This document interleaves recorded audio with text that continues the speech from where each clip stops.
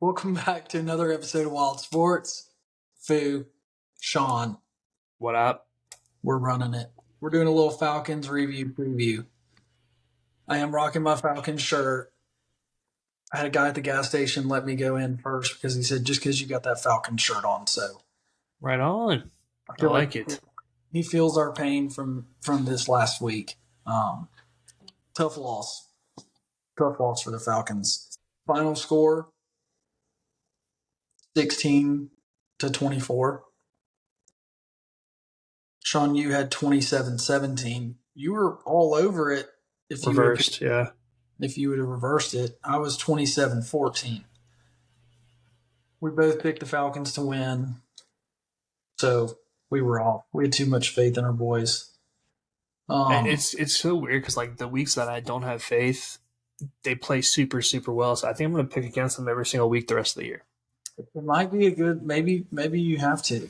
Maybe you just have to do it for the team. Maybe we should just run with that and see how that goes. Yeah, for our betters, plus 1.5 Washington covered, and then under 42. It was only 40 points. So A weird one when you look at the stat column. you're. I'll put it 400. this way. I'll put it this way. I was at my first travel bowling league tournament, whatever you want to call it, this weekend, and didn't really get to watch the game because I was in South Carolina, so my phone didn't get the Falcon game. And so I came back home. I watched here and there, but like you said, if you just look at the box score, Falcons outgained Washington 402-193. They had 25 first downs to 13, controlling the ball for over 36 minutes. Does that not sound like I'm talking about a victory? Yeah, just it really does. And we had 5 sacks. So defense was dominant. Campbell's 100th. But the big stat column that you have to always check, Mm-hmm. we had 3 turnovers, they had 0. I mean, it's the difference in the ball game. Sam Howell wasn't anything crazy spectacular. I guess you say efficient, 14-23, 151 yards and 3 touchdowns, no interceptions. Ritter, they let him sling it around. I mean, he was 28-47 for 307 yards, 2 touchdowns, but 3 interceptions. Again, it's just that it's the turnovers. They'll kill you. The defense didn't give up that many big plays. They played pretty well for what it's worth. They had a screen pass, kind of catch us off guard to Brian Robinson. Other than that, the other 2 touchdown passes were less than 7 yards. So we really made them go earn every single point. Yeah, and we only allowed 3.3 yards per carry. So the defense, pretty stingy again. It's just turnovers, putting the defense in bad spots. Overall, again, what we've kind of been discussing, solid defense, a little under par offense. It's just, the rushing game was pretty much non-existent. We had 106 yards, but 3.7 yards per carry average. We kind of said that going in too. We talked about the front 4/front 7 of Washington. I think a positive I want to take from the offense is something that we've been wanting them to do, which is try to get your playmakers the ball. Yeah. London had 12 targets. Pitts had 6. Bijan had 8 targets to go with his 13 carries. And there was a nice, split with him and Tyler Algier for 13 carries for Tyler Algier as well. A lot of fans aren't too happy that they split carries, right down the middle, but you have to think Bijan's out there doing other things besides running the ball. Yeah, and Algier was a 1,000-yard rusher last year, so I don't understand what the problem is. I'm not opposed to. I'm really not opposed to what they're doing. Hey, we knew going into this offense was going to be nothing surprising right now about the Falcons that I'm seeing. The defense doing well. The this defense. Well. Sorry, this well. Yeah, I mean the defense is, I think, even better than what we expected, but I think it's just growing pains. I mean it's the NFL. It's a week Yeah, by week thing. We're competitive. Even in the losses. I mean, you look at. I guess one thing I'd like to hit on too. I mean, since we've kind of hit on it, is we discussed in some text messages during the game of why you go for two, and his explanation. I'm not. I mean, I guess in the grand scheme of things, it really doesn't matter. But just kind of discussing it, they were down 2 touchdowns. For anyone that didn't see, they scored a touchdown yeah, they were down to 14. Yeah, potentially make it a 7 point game, and they went for two and didn't get it. And we're over there kind of like, what are you doing? yeah. Um, From what I heard on his press conference was we did it twice last year. It worked out. I think he said it worked out both times last year. And the whole logic behind it is if you go for two and get it, you can then score and then just kick the extra point for the win. It all makes sense, but at the same time, when it was happening, I was sitting there thinking, "What are you doing?" yeah. It makes sense to an extent, but I you mean, know, I mean, maybe it gives you a little more momentum if you score too. And I mean, I see it if it converts, but I guess maybe I'm old school in it. Um, I don't know. I guess it ended up not mattering, but interesting, interesting little turn of events there that we were watching towards the end. But definitely that Ritter can absolutely be a QB in this league. That's yeah, what I want to say that out front. I'm just not sure if I want to go through another season after this to see if he can grow into that player. yeah. I mean, I don't know. I know we talked about this last week as far as do we make a move, and Right. we're both kind of settled. I mean, I think what he had 3 interceptions 2 weeks ago too. Yeah. So, but I mean, look at They're some of like I'm going to say this, they're bad interceptions too. yeah, they are, and he's missing some big throws. Yeah. I think he had Van Jefferson running pretty streaky down the field, wide open. Probably would have been a touchdown. And we've seen that a couple times this year. But look, it's the NFL. I mean, Bryce Young's Yeah. probably the best quarterback I've seen come through Tuscaloosa by far, and he's struggling. I mean, he shows signs of Bryce of old, but he's struggling. So it's a struggle. I think. I mean, some of the greatest quarterbacks of all time have struggled at the beginning. I think Peyton Manning had some really bad struggles at the start. Not saying Desmond Ritter is going to be one of Of those course not. guys, Right. but it's just expected. I think, and it's a part of it. Hey, it's now. That's the way the world is now. We want it, and we want it now, and we want it to be the best now. And I think that's just not the realization of an NFL quarterback. So I'll be honest, if the defense wasn't playing so well, I'd be all over letting Ritter continue to learn and I'd be patient. It's just and with the playmakers we have on offense, we are literally just missing that piece. yeah, I mean, I still think we're a little thin at the receiver spot. Personally, I mean, we talked about this again last week. I mean, I think Drake London's a stud, but who are you feeling good about after that? I mean, your next best receiver. I mean, Kyle Pitts. I know, but But I mean, who am I feeling good about? but the depth, like who? I mean, what? Bijan's your third best receiver, possibly second.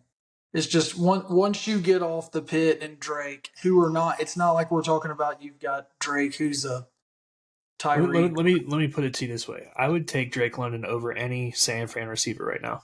Any? Over Ayuk, I would take him. Oh, I forgot about You, Debo.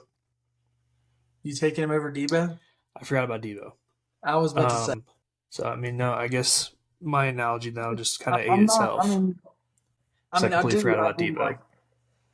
I mean, I do like Drake. I think when we're discussing specifically, like we have weapons to let's bring in a guy if we can get the quarterback and this team can compete for a Super Bowl. I just don't think you have the depth out on the outside. I think adding Van was huge. I do. I I think like. I adding Van like was that. huge. I do. I mean, I think you we know, need one of those like take the top off the defense guys. yeah. I think he's. But that's 1 week. You know what I mean? We got to see how it Oh yeah, develops. So I don't know. Again, I'm not up in arms about anything that's going on in Atlanta. Of course, I'd like to see better than 3-3, but hey, you know, I'll be honest. I I'm think 3-3 is what I had them at. I'm not shocked. I had them. Let's see, I probably had them beating. Yeah, I had them at 4-2. So basically, off of what I predicted, not far off. So not too disappointed. Just hopefully they just keep getting better. All right, moving into this week, Tampa Bay in Tampa Bay. Spreads Tampa Bay -2.5. Over under 37.5. Tampa Bay is 1-2 at home. So if you read into that kind of stuff, you know, I don't know how you feel about it, but I mean,